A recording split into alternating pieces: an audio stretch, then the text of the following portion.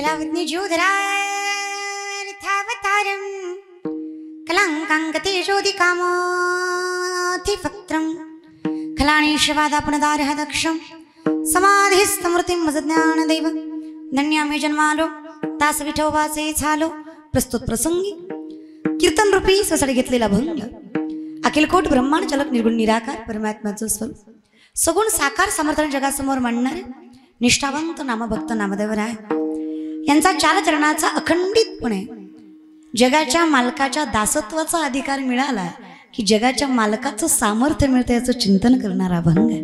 औचित्यही फार गोड आहे। कौतुक करावं कोणाचं हे ज्या संतांना कळतं, कौतुक त्याच व्यक्तिमत्वाचं केलं जातं जे त्यागी आहे, निष्ठावंत आहे आणि सामर्थ्य घडवतं। हा अभंग बऱ्यापैकी असं म्हणतात आयुष्य वाढवण्यासाठी आहे, पण नामदेवराय अभंगात ज्यांचं आयुष्य वाढवतात ते व्यक्तिमत्व नाहीये। या अभंगात नामदेवराय ज्यांचं आयुष्य वाढवायची जगाच्या मालकाकडे मागणी करतायत तो विचार आहे, तो संप्रदाय आहे, ती परंपरा आहे। आयुष्य परंपरेचं वाढवायचं आहे, विचारांचं वाढवायचं आहे, त्यागाचं वाढवायचं आहे, निष्ठेचं वाढवायचं आहे। हा देह नाशिवंत आहे, याला आयुष्य वाढवून फायदा नाहीये। आयुष्य त्या पवित्र आत्म्याचं वाढवायचं आहे ज्या आत्म्यानं अखंडितपणे जनहितार्थ आपलं आयुष्य घालवलंय। हे त्याच्यासाठी अभंग आहे।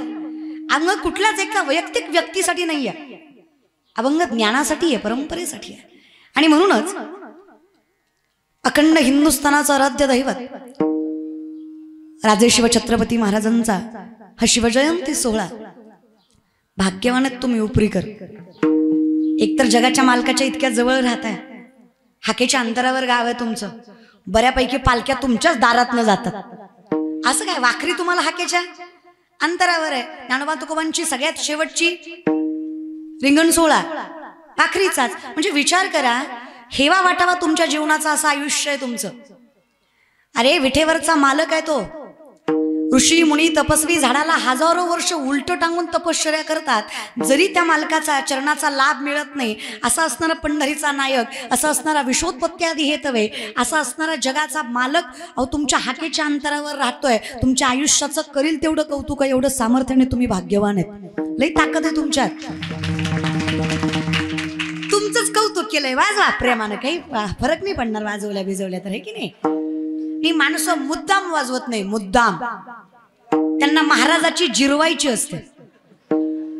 तो कीर्तन झालं मित्राला म्हणणार लय पोरगी बोंबलत होती, आपलंच आपल्याला सांगत होती।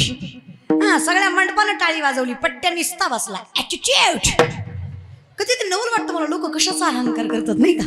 असू द्या, हरकत नाही, पण तुम्ही स्वाभिमान करावा असं आयुष्य आहे तुमचं। अभिमान नाही पण स्वाभिमान करावा असं आयुष्य तुमचं। फार आपण पश्चिम महाराष्ट्रकर आहे ना, लय भाग्यवान आहे। जगाचा बाप आपल्या भागात राहतं हे सगळ्यात मोठं सौभाग्य आहे आपलं, लय भाग्यवान आहे आपण।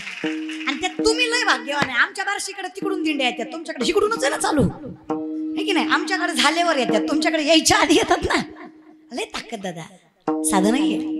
त्याच्यामुळे भाग्यवान मंडळी आहेत आणि कदाचित त्याच भाग्याचं वैभव म्हणावं आणि त्याच भाग्याची विचारसरणी म्हणावी किंवा त्याच पुण्याचं काहीतरी फळ म्हणावं की खरं सांगते तुम्ही माझं कीर्तन ठेवलंय म्हणून तुमचं कौतुक नाही करत, पण तुम्ही शिवजयंतीच्या उत्साहानं संकीर्तन सोहळा उभा केला हे तुमच्या विचारांचं कौतुक करण्यासारखंच आहे। तुम्ही कीर्तन ठेवली। शिवजयंती कशा पद्धतीनं साजरी करावी याचा आदर्श तुम्ही समाजासमोर मांडताय। भाग्यवान मंडळी आहेत तुम्ही। हा विचार डोक्यात यायला सुद्धा लय भाग्य लागतं बरं का। व्हावे तया कुळानुकुळीचं भाग्य लागतं तेव्हा कुठं एखादं व्यक्तिमत्व वैष्णव घडतं किंवा चांगले विचार डोक्यात येतात। बहुत सुकृताची जोडी म्हणून विठ्ठली आवडी, उगाच कसा देव आवडेल। देवाचं नामचिंतन घ्यायचं हे मनात येणं सुद्धा फार मोठं भाग्याचं आहे, फार मोठं। काही माणसं म्हणतात हाय गावात सप्ता, आपल्याला तसलं पटत नाही। खरंय दादा, अरे कचकच कांद्याचं गबाळतो, तुला भजन कसं आवडेल महाराज। थोडी पात्रता लागते की नाही भजनाला सुद्धा, की नाही। काही माणसाला म्हणलं गेलता का कीर्तनाला, गेलतो मजा बघून आलो। काही म्हणले बसलो होतो जरा वेळ, पटलं नाही मधनच आलं। काही म्हणले शेवटपर्यंत बसलो, कळलंच नाही। चुकच नाही तुमच्या, तुमचे पाय कीर्तनाकडे वळत नाही, तुम्हाला कीर्तन कळत नाही. कीर्तनासारख्या धर्ममंडपात तुमचं मन सुखावत किंवा स्थिरावत नाही. खरंच मायबाप तुमचा दोष नाही. माऊली सांगतात पूर्वजन्मीचं पाप तुम्हाला भजन करू देत नाही, तेवढी ताकद पुरवू देत नाही की तुम्ही भजन करा. मी नाही म्हणत बरं. नामासी विनमुख तू नर पापिया, हरिविन धावयान पावे कोणी. तुका म्हणे नाड पाप ठाके हिता आड. माणसं सहज विचारतात ताई पाप पाप पाप पाप म्हणजे काय हो. अहो स्वतःच चांगलं कळत नाही, याच्यापेक्षा मोठं पाप काय हो. अजून किती मोठं पाप पाहिजे. म्हणून तर आम्ही म्हणलो गोमटे ते करा माझे भार ओझे तुम्हासी. आमचं चांगलं आमच्यापेक्षा ज्यांना चांगलं कळतंय त्यांच्यासाठीच आम्ही विनवणी करतो. तुम्ही संत माये बाप कृपावंत काय मी पतित कीर्तिवान. तुमची कीर्ती वर्णावी एवढा अधिकार नाहीये आमचा. अधिकार तुमचा विठ्ठला इतका आहे. पण ते संत आम्हाला कमी पडू देत नाहीत ना. आम्ही जरी त्यांच्याकडे काही मागितलं नाही तरी ते मात्र आमचं राखल्याशिवाय राहत नाहीच. जे व्यक्तिमत्व समाज हितार्थ जन्माला आले ते जगाचं कल्याण कुठल्याही परिस्थितीमध्ये करतात. कारण अवतार तुम्हा धराया कारण उद्धराया जन. अभंगाची मागणीच बघा ना. नामदेवराय स्वतःसाठी मागतात का, स्वतःच्या कुळासाठी मागतात का, कुठल्या एका व्यक्तिमत्वासाठी मागतात का. सकला तो असाही असू द्या, साधा असू द्या, भाविक असू द्या, वैष्णव असू द्या, अधिकारी असू द्या, कुणी असू द्या, जो जगाच्या मालकाच्या दारात आला, ज्याच्या मुखात विटेवरच्या मालकाचं नाव आलं, अकल्प आयुष्य. आता शास्त्राने वर्णन करायला गेलं तर अकल्प हे लाखो वर्षाचा कालावधी येतो. 10,000 वर्षाचं अखंडितपणे एक कल्प. पण आता ह्याच्या अनुषंगाने विचार करायला गेलं तर आपलं जे कलियुग आहे हे आपल्या कलियुगाचा काळ सगळ्यात कमी आहे. आपल्या कलियुगाचा काळ सगळ्यात कमी आहे. आतापर्यंत आपल्या कलियुगाला 5,000 वर्ष झाले. आता सामर्थ्याने 4,27,000 असा कलियुगाचा काळ आहे. त्याच्या पलीकडे त्याच्या पाठीमागे विचार करायला गेलं तर 8 लाख वर्षाचं द्वापार युग होतं, 12 लाख वर्षाचं त्रेतायुग होतं. हे का कमी होत गेलं त्याचं कारण आहे अहंकाराचा. जिथे आम्ही सामर्थ्याने समजत गेलो की जे काही आहे ते माझं आहे, जगाच्या मालकाचा काय संबंध आहे. भगवान श्रीकृष्ण सांगतात तू स्वतःला कसा समजतोस मला कळत नाही, पण मी तुला सूक्ष्मता सांगतो. अहम वैश्वानरो भूत्वा प्राणिनाम देहमाश्रित प्राणापान समायुक्त पच्चामण्यम चतुर्विधम. चालवणं बोलवणं सोड अर्जुना, सूक्ष्मता लक्षात घे. तुझं अन्न पचवणारा सुद्धा मीच आहे. तुझ्या जठरामध्ये अग्नी म्हणून जो वास करतो ना, तो मी विठ्ठल, तो मी जगदीश्वर, तो मी कृष्ण, तो मी राम, तो मी शिव, तो मी विश्वेश्वर. पंचमहाभूत मी, अनुरेणू मी, सुरुवात मी, शेवट मी, अनंत काल मी. विचार कर, तूही मी आणि मीही तूच. सर्वा घटी राम देहा देही एक सूर्यप्रकाशक. हे कधी कळतं? धन्य माता पिता जेव्हा कुळात परमार्थ लागतो. तुका म्हणे ते पाहिजे येड्या गबाळ्याचे. पण नामदेवराय अभंगात आयुष्य मागताना व्यक्तीला मागत नाहीत, त्या कुळाला मागतात जिथून परमार्थ सुरू झाला.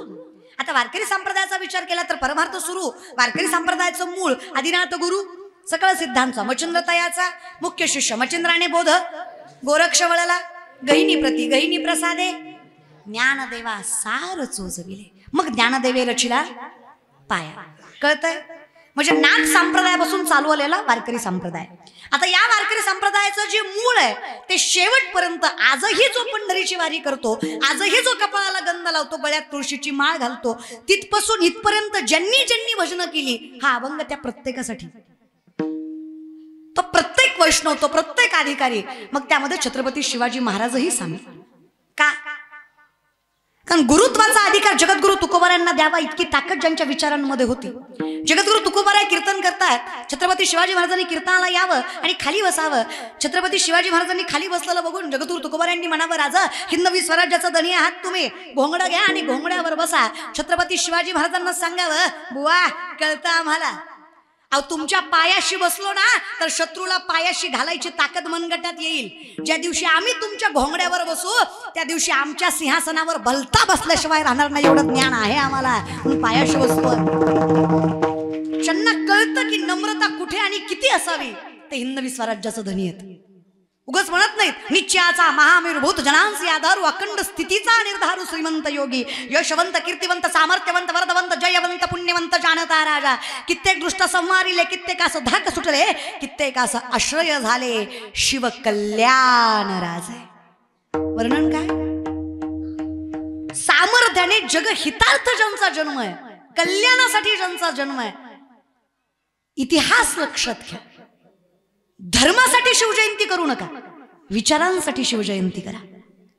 माझ्या जातीचे आहेत म्हणून शिवरायांना मानू नका, प्रत्येक जातीला त्यांनी माणुसकीनं बघितलं म्हणून शिवरायांना मान आहे, अखंडितपणे लक्षात ठेवा.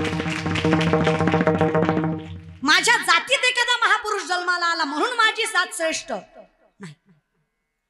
माझ्यासारख्या जातीत एखादा महापुरुष जन्माला आला, किती माणुसकी श्रेष्ठ.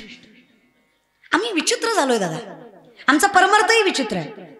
आम्ही सगळंच, आमचं कसं आहे, 10 दिवस गणपती बुडवताना बाबूराव आणि पुन्हा बोंबलायचं देव भेटला नाही. विचित्र. आपण नवरात्राचे उपवास, दसऱ्या दिवशी बोकड, देवी कुपती म्हण, पोत्यात घालून हाणला पाहिजे. आधी सांगणारा आणि पुन्हा ऐकणारा महाराज का, दोन्ही हाणायला पाहिजे. नाही रे, हे जगद्गुरु तुकोबारायांचं वर्णन आहे. नेने फुंको कान नाही एकांतीचे ज्ञान, हा परमार्थ नाहीये. वारकरी संप्रदाय ट्रान्सपरंट आहे, पारदर्शक आहे, विज्ञानाची सांगड आहे. त्याला का देवाचं नाव घ्यावं? माणसाचं शरीर, आपली मराठी भाषा जी आहे ती कंपनाने निर्माण झाली. मराठी भाषा इतकी श्रेष्ठ भाषा दुसरी कुठली नाही. मराठी भाषा ऊर्जा निर्माण करून देते शरीरामध्ये. सायंटिफिकली आपल्या शरीरामध्ये दर मिनिटाला नवीन पेशी उत्तेजित होतात, ऊर्जित होतात. विठ्ठल म्हणावं, राम म्हणावं, कृष्ण म्हणावं, शिव म्हणावं, विश्वास निर्माण होतो, जगण्याचं बळ वाढतं, प्रत्येक संकटाला तोंड द्यायचं सामर्थ्य मिळतं. हे सायंटिफिकली प्रूफ आहे. म्हणून आम्ही देवाचं नाव घेतो, कारण आम्हाला विश्वास आहे की त्याच्यावर आमच्यावर विश्वास आहे. त्याचा आमच्यावर विश्वास आहे म्हणून आम्ही त्याच्यावर विश्वास ठेवतो. आम्हाला माहित आहे माझ्या विठोबाचा कैसा प्रेम भाव आपणची देव. माझा विठ्ठल काहीच कमी पडू देत नाही रे. फक्त काय अटी आहेत? कल्पनेची बाधा. फक्त तुम्ही असत्यात काही जगू नका. देव नाही भेटला तरी काही हरकत नाही, फक्त भलता देव भेटाय नको. तरस लय होतो. ओहो ना, हे काय कमी तरस देतं का? चालू कीर्तनात बाईच्या अंगात आलं, महाराज मिळाला ना, त्याला सुधरा ना. आता कुठला संत सांगावा म्हणजे ही ग बसून लागली नाचायला. नवरा माझ्या जवळ आला, म्हणला ताई देवीनं सगळ्या सोडल्या माझीच बरी धरलं. म्हणलं तुझी गुणवान असून, लय परमार्थ करीत असून म्हणून तुझी धरली महाराज. मला म्हणला काय करू म्हणजे ग बसन. म्हणलं काय करतो आता, मला तर काही यातलं कळत नाही. म्हणलं मला ज्ञानोबा तुकोबाचा विचार, मला माहित आहे. ही देव आपल्याला माहित नाही. म्हणलं बायकोच्या जाऊन पाया पडला. बोला आई साहेब काय चुकलं? तुझी आई आहे ती पण बिनला जगत म्हणती बाळा ही लिकरू आहे तिचं. झाडाला लय तारास आहे, झाडाला लय कसा तारास आहे. अरे देवानं झाड दिलं हे लय नशीब आहे, काय तारास आहे त्याला? कल्पनेची बाधा नको रे, काही नको. असत्य जगूच नका. देव आहे यात वादच नाही, पण कुठे याचा विचार करा ना. सोपं विचारते तुम्हाला उपरीकर. ज्याला घरातला बाप कळला नाही त्याला पंढरीचा बाप कळणार आहे? हा, अहो ज्याला घरातली माय कळली नाही त्याला पंढरीची माय कळणार आहे? कळणार आहे का? बोलत जा. तुम्हाला धरून बिरून आणलंय का? बळजबरीनं आलात का? 200 दिलेत का यायला? गेलं 2-3 महिन्यापूर्वी होतं महाराज बरं का. एक क्वार्टर पाजली की साहेबाच्या नाही त्या गोष्टीला बी टाळ्या वाजवायच्या. साहेब म्हणला गप हिथं नाही वाजवायची, थोड्या वेळानं वाजव. अवघड आहे रे. काय शिवजयंती करतो कधी कधी नवल वाटतं मला. सुपारीच्या खंडाचं व्यसन नव्हतं माझ्या राजाला. परस्त्री आई समान समजली माझ्या राजानं. मातीसाठी जीव पणाला लावा एवढे मावळे सामर्थ्याने उभे केले.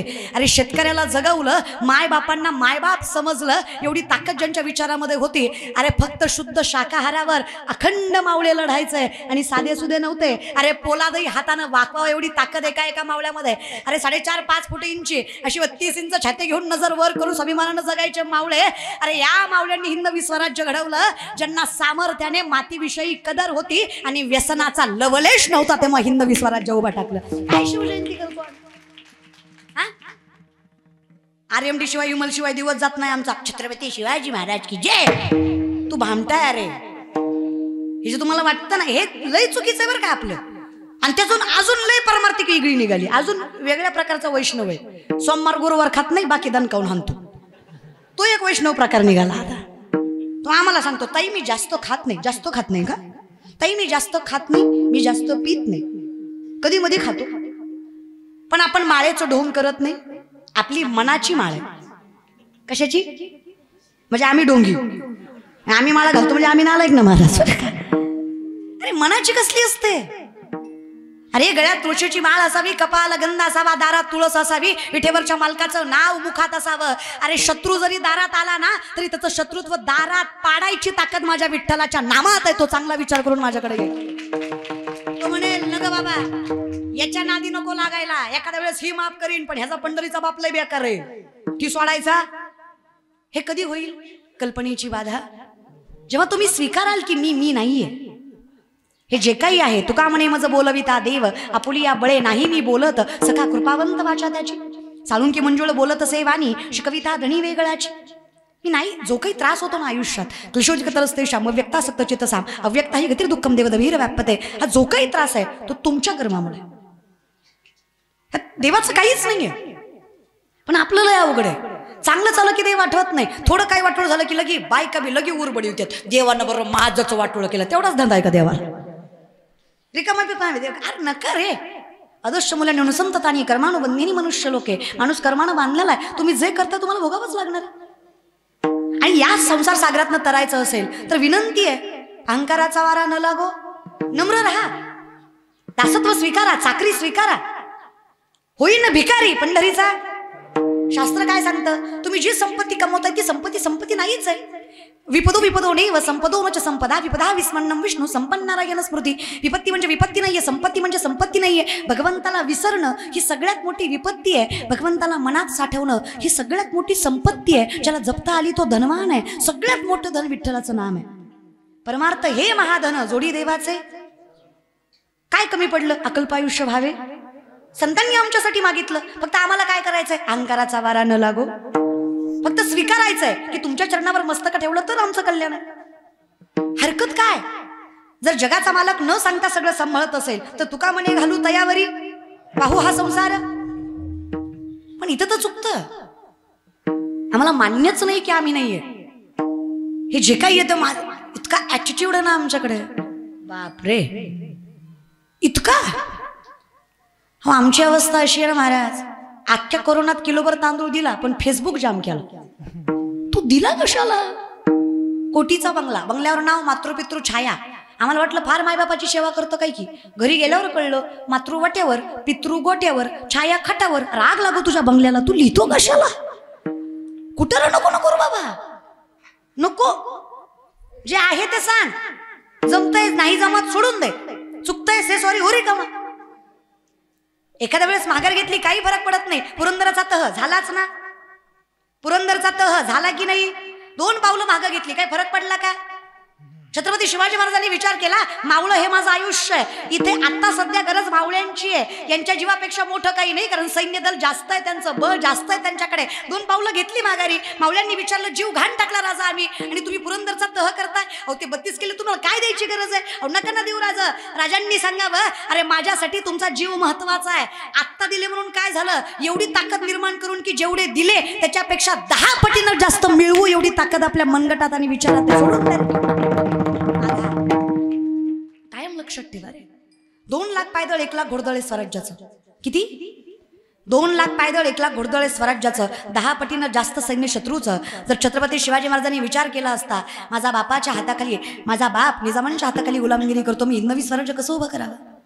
अरे राजाच्या पोरानं राजा व्हायचं स्वप्न बघावं, चाकराच्या पोरानं नाही. पण छत्रपती शिवाजी महाराजांना माहित होतं, ज्या शेतकऱ्याच्या पोराला शेती राखता येते त्या शेतकऱ्याच्या पोराला राजा सुद्धा होता येते, एवढं सामर्थ्य त्याच्यामध्ये आहे, तो होऊ शकतो. प्रत्येकाला राजा बनवलं राजाने, प्रत्येकाला. स्वराज्य रयतेचं होतं, कुठल्या एकट्या राजाचं नव्हतं, म्हणून ते टिकलं. म्हणून माणसं जीव द्यायला तयार. अरे काय विचार असेल त्यांचा की माणसं जीव सुद्धा द्यायची? सगळ्यात प्रिय काय असतो माणसाला? जीव.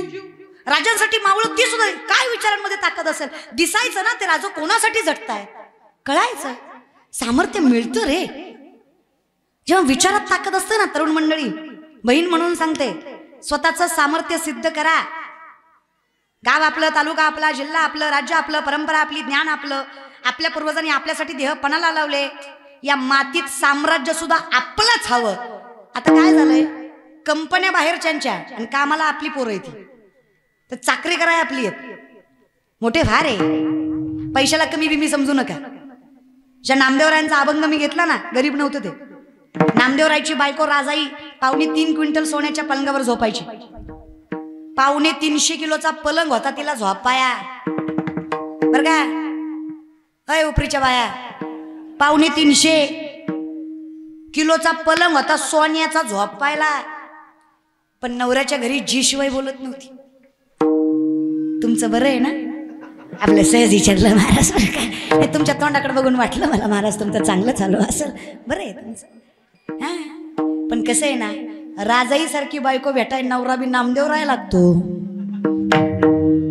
आपल्या देवाला 6च्या पुढे मंदिर दिसं ना, त्याला कुठं राजाई भेटायची महाराज. सगळं सामर्थ्य व्यक्तिमत्व व्यवस्थित लागतं. एवढे छागीरदार होते रे संत. हा, ज्ञानोबराय, ज्ञानोबरायांच्या पंजोबा महाराष्ट्राची राजधानी देवगिरी असताना मराठवाड्याचे पंतप्रधान होते. तुकोबराय 65 लाखाची सावकारकी तुकोबांची 450 वर्षापूर्वी. आत्ताचा 1 लाख म्हणजे तेव्हाचा रुपया, अशा हिशोबानं 65 लाख. या जगातले शेतकऱ्यांचं कर्ज माफ करणारे पहिले महापुरुष जगद्गुरु तुकोबराय, तो श्रीमंत वारकरी संप्रदाय. या जगात सगळ्यात पहिल्यांदा शेतकऱ्याचं कर्ज जगद्गुरु तुकोबांनी माफ केलं. एकट्या दुकट्याचं नाही, 25 बैलगाड्या कर्ज पत्रांनी भरल्या होत्या. एवढ्या सगळ्या इंद्राणीत बुडवल्या. काय जागीरदारी असं. हा, करा ना विचार. नाथबाबांच्या घरी आलेला पाहुणा, पैठणचे नाथबाबा आलेला पाहुणा सोन्याच्या ताटात आणि चांदीच्या वाटीत जेवायचा, एवढी जागीरदारी त्यांच्याकडे होती. कोण गरीब आहे? पैशाला कमी समजू नका, पैसे कमवा. मला मोठा बंगला असावा, दारात भरपूर गाड्या असाव्या, तरी सुद्धा गळ्यात माळ, कपाला गंध आणि दारात तुळस असावी. ओरडून सांगावं, किती श्रीमंती मिळवली ना तरी मला माझं वैभव हे वैष्णव असण्यातच वाटतं. पैसा कमवूनही मी वैष्णव आहे. हे कमवून केलं तर लोक तुम्हाला मान्यता देणार आहे. हे कमवून केलं की लोक तुम्हाला मान्यता. नोकरी सरकारी असली ना पोरांनो, पोरगा किती बी काळा भंगारण किती बी ढोला असू द्या, बायको त्याला नाजुकून गुरीच भेटत. तुम्ही किती good looking, jawline, 6 pack, handsome असले ना, किती स्वभाव चांगला असला ना, खिशात दमडी नसली ना, तुम्हाला छपऱ्या पुरीला सुद्धा म्हणावं लागतं, तू तरी भाई म्हण, अगं होदी माझं बी सगळ्याचं झालं, तू तरी भाई म्हण, अगं भाई म्हण, अगं भाई म्हण. भिकाऱ्यागत अवस्था करून घेऊ नका. आणि शेतकरी आहात याची लाज वाटू देऊ नका कधीच. आयुष्याचा जुगार खेळून मातीमधनं सोनं पिकवायची ताकद ज्याला देत आहे, ज्याच्या घरात कधीच लाचारीचा, भ्रष्टाचाराचा, तळतळाटाचा पैसा येत नाही, त्याला शेतकऱ्याची औलाद म्हणायचं, कौतुकानं सांगायचं शेतकरी आहे.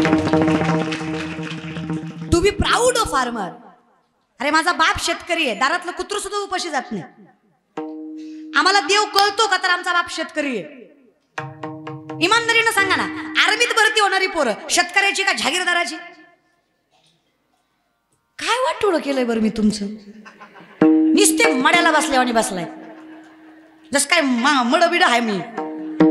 निस्त तू बोल मी हाय, तू बोल, तू बोल मी बसलोय, तू बोल मी ऐकतोय, तू बोल. हा, 4-5 दिवस झाला आलो नाही, तुझं नाव ऐकून आलोय, तू बोल. नशीब समज आलोय, तू बोल. असला ऍटिट्यूड न बसू नका रे दादा. फील द मोमेंट, आनंद व्यक्त करा की जरा. पण मी काही तुम्हाला शास्त्र विचारतीये का, वेद विचारतीये का, उपनिषद विचारतीये का? साधं विचारलं, आर्मीत भरती होणारी पोरं शेतकऱ्याची संख्या जास्त का जागीरदाराची? शेतकऱ्याची. अरे चांगली अकॅडमी मिळेल असं नाही रे त्याला. पहाटे 3:30-4ला उठतं, गावाच्या फेऱ्या मारतं, शरीर कमवतं, पुन्हा संध्याकाळी फेऱ्या मारतं, स्वतःचं शरीर मिळवतं. कारण कायम लक्षात ठेवा, ज्या बापानं मातीमध्ये आयुष्य घालवलं त्याच पोराला माहीत असतं की मातीची किंमत काय. ते मातीसाठी जीव पणाला लावतं, कारण आयुष्यभर मातीसाठी बापाला झटताना बघितलेलं असतं, लढतं ते. या वारकरी संप्रदायामध्ये स्वतःचं तारुण्य पणाला लावून त्याग करून वारकरी संप्रदायाची पालखी खांद्यावर पेलवायची ताकद कोणाच्या पोरात? शेतकऱ्याच्या का जागीरदाराच्या? जागीरदाराच्याला ढाब्याशिवाय दुसरं काही सुचत नाही. त्याला श्रावण महिना सुद्धा कमी पडतो. ते नाही त्याग बीक करत. करतं का ते त्याग? नाही करत. त्याग कोणाची पोरं करतात? शेतकऱ्याची. वृद्धाश्रमात कोणाचे मायबाप? शेतकऱ्याचे का जागीरदाराचे? ते कुत्र्याचं नाक पुसतं, त्याला बापाचं नको वाटतं. अरे विचाराची संपत्ती ना. अरे आमचं घर पडका असू द्या, आमच्या घराला दरवाजे नीट नसू द्या, अरे आमच्या ताटात भाकरी नीट नसू द्या, पण आमचे संस्कार एवढे प्रबळ आहेत, आम्ही आमचे मायबाप आमच्या मनगटाच्या जोरावर सांभाळतो. एवढे संस्कार शेतकऱ्याच्या पोराचे सामर्थ्यवंत आहेत. एवढी ताकद आहे. अरे फाटक्या धोत्रावर बाप सांभाळू आम्ही, पण बाप आमच्या घरात सांभाळू आम्ही. आम्ही आमच्या बापाच्या घरात राहतो, बाप आमच्या घरात राहत नाही. हे विचार आहेत आमचे. MPC UPC करून मोठं होणारी पोरं शेतकऱ्याची. हा, तेव्हा सामर्थ्य नाही रे. ज्या शेतकऱ्याचं सामर्थ्य एवढं मोठं आहे ना, अरे त्याचा जीव पोटच्या लेकरावर जेवढा असतो तेवढाच गोठ्यातल्या बैलावर सुद्धा असतो. जी जनावरात आणि माणसातही फरक करत नाही, एवढे चांगले विचार ज्याचे त्याला शेतकरी म्हणायचं. त्याला कळतं जेवढा परमात्मा माझ्या लेकरात आहे तेवढाच विठ्ठल माझ्या गोठ्यातल्या बैलात सुद्धा आहे. एवढे सुंदर विचार ज्याचे दादा. समदृष्टी येता समान श्री हरी शमदमावरी हरी झाला. हे माऊलींचं ज्याला एका वाक्यात कळतं, कसा विठ्ठल राखणार नाही त्याचं? राखतो रे देव त्याचं. नीती प्रबळ पाहिजे. सोपं नव्हतं दादा हे. हा शेतकरी जगला ना. पुण्यामध्ये शेती कराय माणसं घाबरायची. रायारावानं गाढवाचा नांगर मातीमधनं फिरवला आणि सांगितलं, जो कोणी माती पिकवल त्याचा निर्वंश झाल्याशिवाय राहणार नाही. निर्वंश याचा अर्थ कुळाचा विनाश, पुढं पिढी वाढणार नाही. लोक अंधश्रद्धेला पटकन बळी पडतात. साधी बोळी लोक होती आपली. लोकांनी विचार केला, ज्यांच्यासाठी पिकवायचं तीच जगली नाही तर कशाला पिकवायचं. लोक स्वतःची माती पिकवायला घाबरायला लागली. 3.5-4 वर्षाचे शिवराय मासाहेब जिजाऊंनी हाताला धरले आणि त्या पुण्याच्या मातीमध्ये उभा राहिले आणि सांगितलं, अरे कशाला घाबरताय? जमीन तुमची, माती तुमची, कष्ट तुमचं, त्याग तुमचा. अरे तुमची माती पिकवायला कोणाच्या बापाला घाबरायची गरज नाही. अरे भाऊचा निर्वंश झाला तर मी सुरुवात करते माती पिकवायला, बघू कसा निर्वंश होतो. माणसाने सांगितलं, नको जिजाऊ, एकुलतं एक पोरग आहे, कशाला उग, काय गरज आहे तुम्हाला? पुण्याची जहागीर आहे तुमच्याकडं, पाया पडतो, कशाला करताय? जिजाऊंनी विचार केला, नजर वर करून सांगितलं, अरे माझ्या एकटीचा कुलदीपक विजला तरी चालेल, माझ्या एकटीचा कुलदीपक विजला तरी चालेल, भोसल्यांचं घरानं नाही राहिलं तरी चालेल, पण या हिंदू धर्मातला प्रत्येक पोरगा स्वाभिमानानं जगण्यासाठी मला हे करणं गरजेचं आहे, कारण मला माझ्या पोरापेक्षा हिंदुत्वाची पोरं जास्त मोठी वाटतात. त्या शिवरायांना हाताला धरलं आणि त्याच मातीमधनं सोन्याचा नांगर फिरवला का नाही? काय कुस असेल विचार करा ना, काय कुळ असेल, काय संस्कार त्या जिजाऊंच्या आई बापाचे असतील, काय लोखोजी दादा, काय सामर्थ्य असेल विचार करा ना दादा. उगच घडत नाही रे. फक्त पुढच्या पिढीला नावं ठेवण्यात मजा नसती. म्हातारी माणसं नुसतं म्हणतात, पोरं वाया गेली, पोरं वाया गेली, पोरं वाया गेली. अरे पण का गेली? बिडी फुकू फुकू तुमची थोबाडा आत गेली म्हणून पोरं वाया गेली. उगच थोडी गेली. तुम्हाला व्यसनाशिवाय दुसरं काही सुचत नाही. पोरं गुणवण निघणार आहे ती बापाकडे बघूनच शिकणार. आता या म्हाताऱ्या बायका सुद्धा दारात बसून, आजकालच्या काय पोरी येतोय, ह्यांना काय लाजा येतोय, आमच्या जमान्यात नव्हतं माय असो, आम्ही किती इज्जतीनं खाल्लं माय, किती कष्ट केलं माय, ह्यांना काय झळय माय, सगळं आयत्त भेटलं माय, होय ग माय. मान्य आहे की आम्हाला, आय एक्सेप्टेड. तुम्ही जुन्या लोकांनी वाईट दिवस काढले, तुम्ही संघर्ष केला, म्हणून आमच्या पिढीला वैभव आलं, हे आम्हाला मान्यच करावं लागेल आणि मान्य आहे आम्हाला, ते मान्य आहे आम्हाला. पण तुम्ही आता काय करता? आता मिसरी चोळीता. तुमच्या मिसरीच्या वासानं गोठ्यातल्या म्हशीनं दूध द्यायचं बंद केलं. इतका भंगार वास त्या मिसरीचा. तुम्ही नातीला कुठल्या तोंडानं ज्ञानेश्वरी वाचायला सांगणार, सांगा ना मला. हा, आणि कायम लक्षात ठेवा, मला कधी कधी विचार करावासा वाटतो, काय कुटुंब असेल ज्या घरात अखंड ज्ञानेश्वरी वाचली जाते. काय धन्य असतील ती मायबाप ज्यांच्या पोटी अभंग म्हणणारी लेकरं जन्माला आली. काय पवित्र असेल ते कुळ ज्या कुळामध्ये वैष्णवाचा अधिकार असणारी पुत्र प्राप्ती झाली. मला कौतुक वाटतं त्या घराचं. आणि हरचे दास जन्म घेती, हरचे दास जन्म घेती, हरचे दास जन्म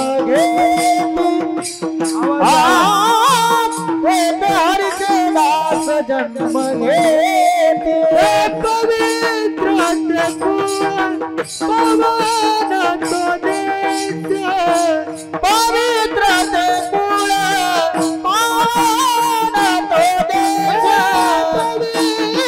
पवित्र कुळ पावन तो देश, पवित्र कुळ पावन तो देश.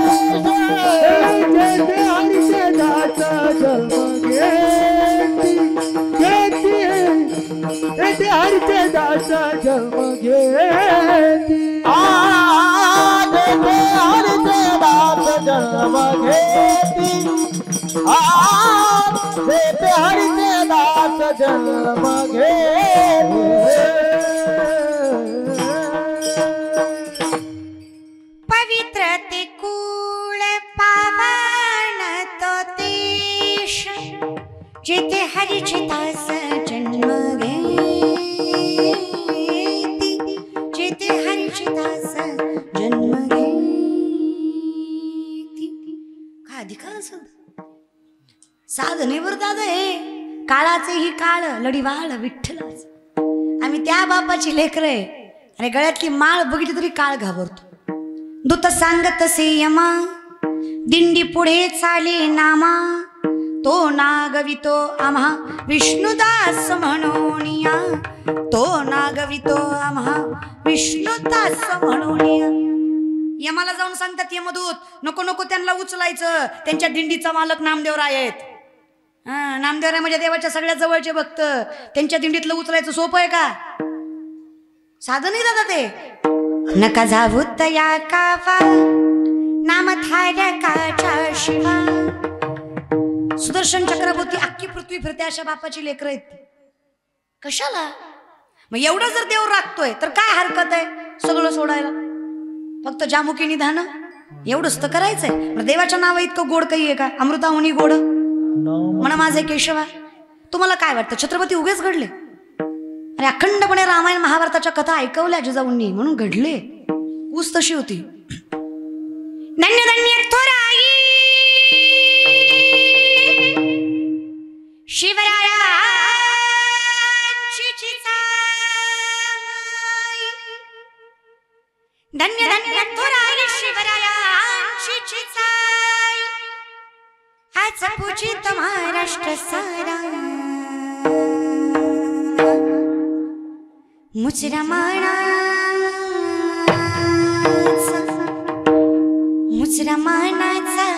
मानाचा चिजाईला, मुजरा मानाचा मानाचा चिजाईला, मुद्रा मानाचा मानाचा जाईला, मुद्रा मानाचा मानाचा जाईला, मुजरा मानाचा मानाचा चिजाईला, मुजरा मानाचा मानाचा चिजाईला, मुद्रा मानाचा मानाचा जाईला, मुद्रा मानाचा मानाचा जाईला.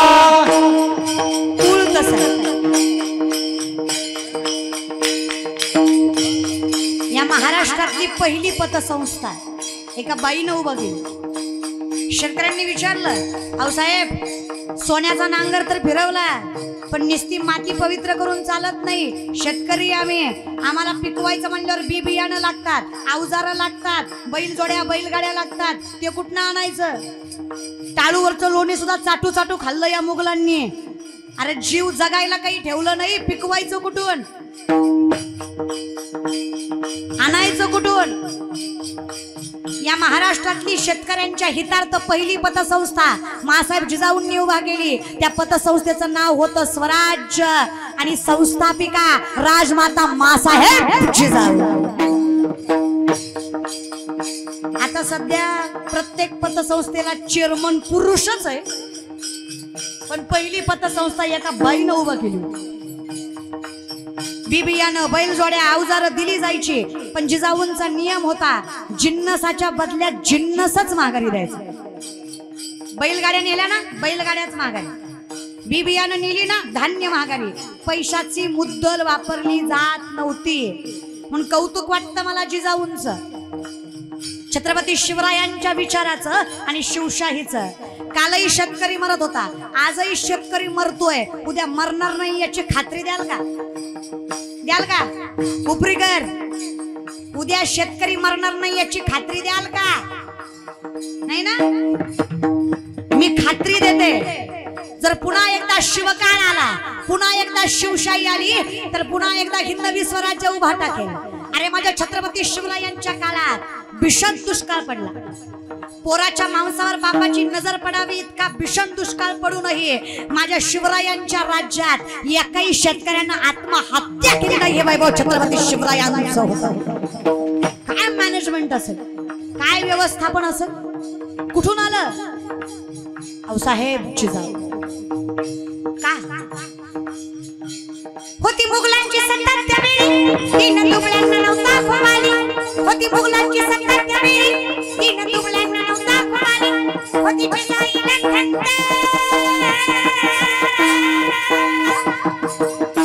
झालं शिवपाप संत. होती जिजाईला खंत, झालं शिवपाप संत, पूजित महाराष्ट्र सारा. मुजरा मानाचा मुजरा मानाचा चेजाईला मुजरा मानाचा चेजाईला मुजरा मानाचा चेजाईला मुजरा मानाचा चेजाईला मुजरा मानाचा चेजाईला मुजरा मानाचा चेजाईला मुजरा मानाचा चेजाईला मुजरा मानाचा चेजाईला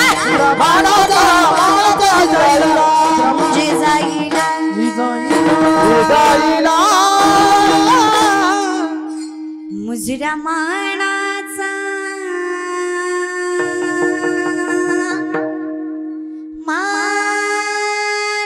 चेजाईला कुस आहे. काही माणसं मला म्हणतात लय उतू येते ग, भांडवल करते काय म्हणतात रे लोक. शिवजयंतीचा फार जल्लोष केला की लोक म्हणतात भांडवल करता का तुम्ही. वैद्य ने हमें बीमार लिख दिया, रोग पूछा तो हिंदू धर्म से प्यार लिख दिया, शुक्र गुजार रहेंगे हम उस वैद्य के जिसने दवा में छत्रपति शिवाजी महाराज का नाम लिख दिया. औषधही तेच नशही तीच. आणि उगच म्हणत नाही बरं, ज्या 7 बाऱ्यावर एवढा माच करतो ना आपण शेतकरी, तो 7 बारा शिवरायांची कृपा आहे. शेतीची पहिली मोजमापणी छत्रपती शिवाजी महाराजांनी केली. महाराष्ट्रातला पहिला इंजिनियर छत्रपती शिवाजी महाराज. काय इंजिनियर असतील सांगा ना. 400 वर्षापूर्वी रायगडावर शौचालय आहेत. काय डोकं असेल. 400 वर्षापूर्वी शेतकऱ्यासाठी पहिलं धरण छत्रपती शिवाजी महाराजांनी बांधलं खेड शिवापूरला. अशी 32 धरणं स्वतः राजांनी त्यांच्या बुद्धीनं बांधली शेतकऱ्यासाठी. वेतनदारी पद्धत बंद करून वतनदारी पद्धत बंद करून वेतनदारी पद्धत छत्रपती शिवाजी महाराजांनी चालू केली. वतनदारी कळती ना, पहिलं भाग दिले जायचे, देशमुखी पाटीलकी, हे बंद केलं शिवाजी महाराजांनी. त्यांनी नाही सांगितलं असली वतनदारी नको ज्यामध्ये माझा शेतकरी सामर्थ्याने कर्जाला डुबून मरल. वतनदारी म्हणले की सावकाराकडनं पैसे घ्यायचे, बरं व्याजातच आयुष्य जायचं, मुद्दल तर भेटत नव्हतीच, अखंड आयुष्य व्याज भरण्यात जायचं. सोसायटी उचलल्यावर सोसायटी भरायची तर मरू द्या, व्याजानंच मरतोय. त्यामुळे कर्जमाफी वगैरे विचार काय होता, शेतकरी जगला पाहिजे म्हणून वतनदारी बंद करून वेतनदारी पद्धत, कष्ट करायचं आणि कमवायचं. म्हणून प्रत्येक नोकरदार वर्ग लक्षात ठेवा, तुम्हाला नोकरी मिळते आणि महिन्याच्या पहिल्या तारखेला हातावर पगार पडते, कारण या छत्रपती शिवाजी महाराजांनी ही वेतनदारी पद्धत चालू केली. आम्ही उगाच एवढा शिवजयंतीचा जल्लोष करत नाही, कारण आम्हाला माहित आहे आमच्या बापाचं 7 बाऱ्याला नाव लागलं का तर आमच्या महाराष्ट्राचे बाप छत्रपती शिवाजी महाराज आहेत. आमच्या बापाचं नावच लागलं नसतं 7 बाऱ्याला, असेच मेलो असतो आम्ही. जहापणा असेच मेलो असतो. लोक मला सुद्धा म्हणतात लयच माज आहे ग तुला. अरे माहित आहे ना, राजा नसतं तर कीर्तन करायला परवानगी घ्यावी लागली असते, विचारावं लागलं असतं, जहापणा थोडा कीर्तन करना चाहते हैं, आपकी मर्जी हो तो कर ली. पोकळ बाबाचे ठोके दिले असते तुम्हाला ना मला. असे सप्ते नसते घडले कीर्तनाचे. काय वाटतं मुघल असते तर कीर्तन झाली असती? मुघलांचं राज्य असतं कीर्तन झाली असती का? नसती झाली रे दादा. अरे आई बहीण सुरक्षित नव्हती, कीर्तनाचं काय घेऊन बसलाय तू? काय शिवराय होतं दादा माझे. हा आजकालची पोरं नुसतं बोंबलतात, नवल वाटतं रे मला. काय विचार होते राजांचे. शाहिस्तखानाच्या लाल महालाच्या हल्ल्यात शाहिस्तखानाच्या बहिणीची पोरगी भीतीने कुठेतरी लपली. शाहिस्तखानाची बायको पळत आली. शहाबणा मुझे लगता है शिवा के मावलों ने बदली की आग में लड़की उठा ली. शाहिस्तखान शत्रु है पण बायकोला सांगतोय बेगम जबान को लगाम दे, शिवा के मावले है वो, ऐसी उनकी औलाद नहीं कि बेटी की तरफ गंदी नजर डाले. बहुत अच्छी परवरिश है उन हिंदुओं की, औरत जात को देवी की तरह पूछते हैं. कौतुक बायकोला वाटलं. क्या लगता है आपको शहापणा, तुमने उनकी बहू बेटियां उठाई, यहां तक उनकी इज्जत तक लूट ली, तुमने नहीं सोचा वो औरत है उसका क्या कसूर? फिर वो क्यों सोचेंगे हमारी औरत उठाते वक्त कि उसका क्या कसूर? शिवा बदला नहीं लेगा, बेशक लेगा. आज उंगलियों पर जान चली गई, गल गर्दन से जाऊंगा, लेकिन एक बात विश्वास के साथ कहता हूं, जबान देता हूं, बेटी उनकी हो या अपनी, वो औरत की धर्म जात नहीं देखते. किसी भी मुल्क की हो, किसी भी जात की हो, किसी भी धर्म की हो, शत्रु की भी क्यों ना हो, कितनी भी सुंदर क्यों ना हो, आगे से समर्पित करने वाली भी क्यों ना हो, हर औरत को माँ की नजर से देखते हैं, ऐसे हिंदू है वो। औरत साथ को भगवान का दर्जा देते हैं। अरे शत्रूलाही विश्वास वाटावा असं चारित्र्य ज्या राजाचं, त्यांची शिवजयंती आम्ही का जल्लोषात करू? हा, सुरतांची सून नजराणा म्हणून आणली तरी राजा म्हणाल, तुमच्यासारखी माय असते तर आम्ही सांदर आणि देखणे जन्माला आलो असतो. एक मात्र विश्वासानं सांगते दादा, लेख म्हणून या शिवजयंतीला एक गोष्ट नक्की सांगेल, जर माझ्या शिवरायांची शिवशाही आली ना तर शेतकरी मरणार नाही, महाराष्ट्रात बलात्कार होणार नाही आणि कधीच कुठल्या लेकरावर अन्याय होणार नाही, एवढी ताकद शिवशाहीत होती. पुन्हा एकदा हिंदू राष्ट्र होईल जर शिवशाही आली. काय वाटतं तुम्हाला? छत्रपती शिवरायांच्या काळात बायावर वाईट नजर टाकली नसेल. रांजाचा पाटील नावाचा पाटील दिवसा ढवळ्यातनं पोरगी उचलली, तिच्या आबरूची माती गेली, विहिरीत जिवंतपणी ढकलून दिलं. 17 वर्षाचे होते शिवराय. किती वर्षाचे? 17. काय डोकं आहे आपल्या पोरांना 17 वर्षात? हा, आई बापाला उलट बोलायच्या पलीकडे काय करतात पोरं 17 वर्षात? 17 वर्षाचे शिवराय आहेत. नुकतंच शिक्षण पूर्ण करून पुण्याला परतलेले. आऊसाहेबांच्या डोळ्यात पाणी दिसलं. आऊसाहेबांना विचारलं, माईसाहेब काय झालं रडायला? आऊसाहेब सांगतात, राज अहो हिंदवी स्वराज्याचं स्वप्न बघते, पण तुम्हीच सांगा, ज्या देवघरातली देवीच पवित्र नाही त्या हिंदवी स्वराज्याला कसं काय सामर्थ्याने उभं करावं? अहो ज्या देवघरात देवी बसवायची त्या देवघरात आई बहीण सुरक्षित नाही, कसं हिंदवी स्वराज्य उभं करायचं? वाईट वाटतंय राज.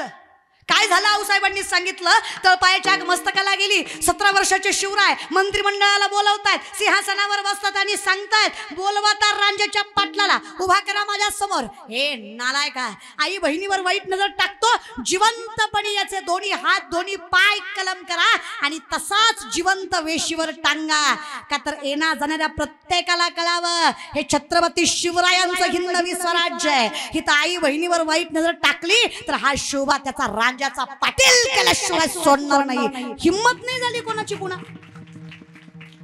नाही झाली पुन्हा कधी हिम्मत. आता कसं आहे, ज्यानं बलात्कार केलाय त्याच्यावर केस टाका, मग जेलमध्ये टाका, मग खाऊ पिऊ घाला, मग मुकादमे लढवा. काय न्याय भेटला?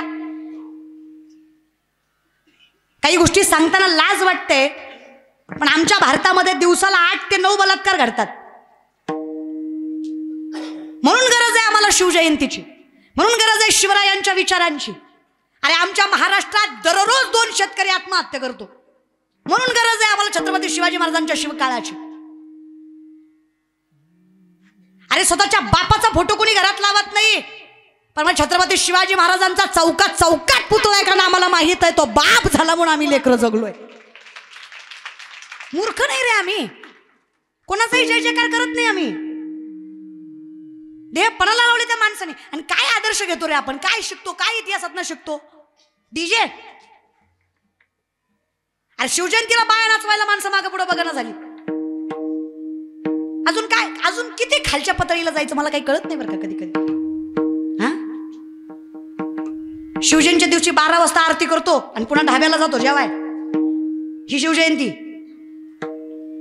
हा, तोंडात सुपाऱ्या गुटके मावे, पुन्हा शिवजयंती. इथं बसलेले इमानदारीनं सांगा, शिवरायांची शपथ आहे तुम्हाला, गोवा गुटखा तंबाखू दारू खाणारी पिणारी हातावरी करा. 2-4 तरी शिवरायांच्या इज्जतीला राहिले बाबा प्रामाणिक.